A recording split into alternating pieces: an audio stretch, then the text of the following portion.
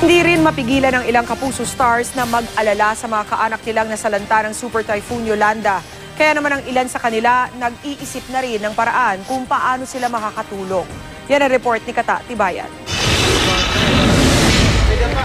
Maging ilang Kapuso stars ay nag-alala at naghahagilap ng balita sa mga kaanak na naging biktima ng Super Typhoon Yolanda. Si Jeneline Mercado, wala pa raw balita sa mga kaanak sa Leyte. Yung lola ko po sa may Palo, Leyte. Bale, tabi po talaga sila ng dagat. Wala pa po kaming balita. Si Diva Montelaba na tubong Cebu, gabi-gabi raw hindi nakakatulog sa labis na pag-alala sa mga kababayan.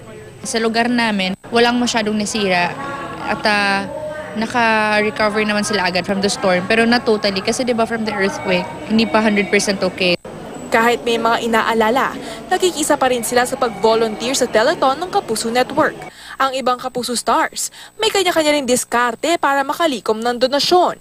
Sina Regine Velasquez Alcacid at Rian Ramos, nagsimula na magbenta ng kanilang pre-loved items. May nabenta ako na bag, pinaano ko siya online, tapos nag-bid yung mga tao. So yung pinaka-highest bidder, siya yung nakakuha.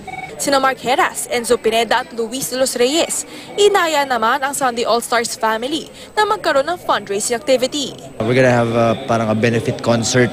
Kung magkano po yung kikitain namin doon sa benefit concert yun, ipapadala po namin syempre doon sa nasalanta ng Yolanda. Kata Tibayan updated sa Showbiz Happenings.